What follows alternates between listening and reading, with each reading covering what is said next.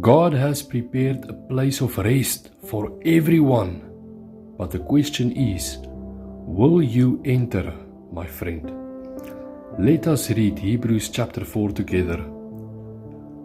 God's promise of entering His rest still stands. So we ought to tremble with fear that some of you might fail to experience it. For this good news that God has prepared this rest has been announced to us just as it was to them. But it did them no good because they didn't share the faith of those who listened to God. For only we who believe can enter His rest. As for the others, God said, "In my anger I took an oath. They will never enter my place of rest."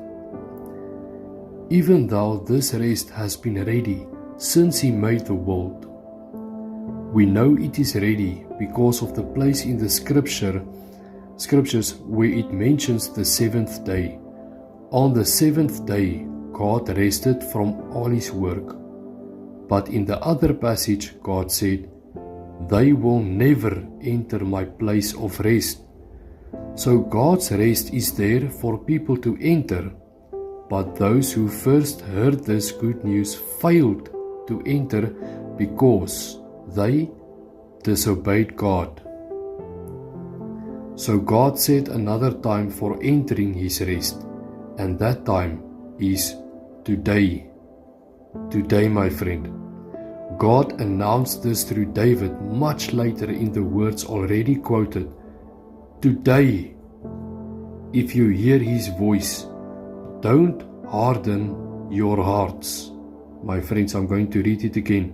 Today, when you hear His voice, don't harden your hearts. Now, if Joshua had succeeded in giving them this rest, God would not have spoken about another day of rest still to come.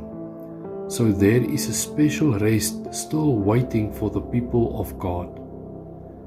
For all who have entered into God's rest have rested from their labors, just as God did after creating the world. So let us do our best to enter that rest, my friend.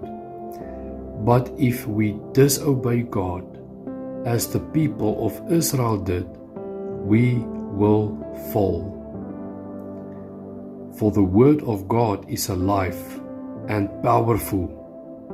It is sharper than the sharpest two-edged sword, cutting between soul and spirit, between joint and marrow. It exposes our innermost thoughts and desires. Nothing in all creation is hidden from God. Everything is naked and exposed before His eyes, and He is the one to whom we are accountable. You see, my friends, we can fool ourselves, but we can't fool God. God knows what is going on in our hearts and in our minds. God knows our deepest motives. We can't hide anything from God. My friends, this passage is a sober but hopeful warning. Don't miss what God has already made available. My friend,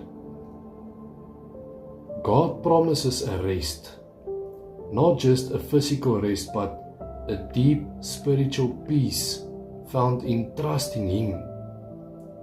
Yet, just like the Israelites in the wilderness, people can hear God's promise and still miss it through unbelief and disobedience, my friends. So the message is clear. It's not enough to hear the word. You must believe the word, my friends, and respond to it. God's rest is still open today, my friend. It says here, today, Not tomorrow, not next Sunday. Today, when you hear His voice, like now, right now, you hear the voice of God through His word.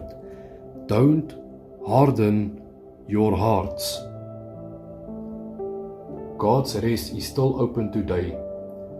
There is still an opportunity to enter it, my friend. But the window is not forever, which is why the writer urges urgency, my friend. Today, if you hear His voice, do not harden your hearts.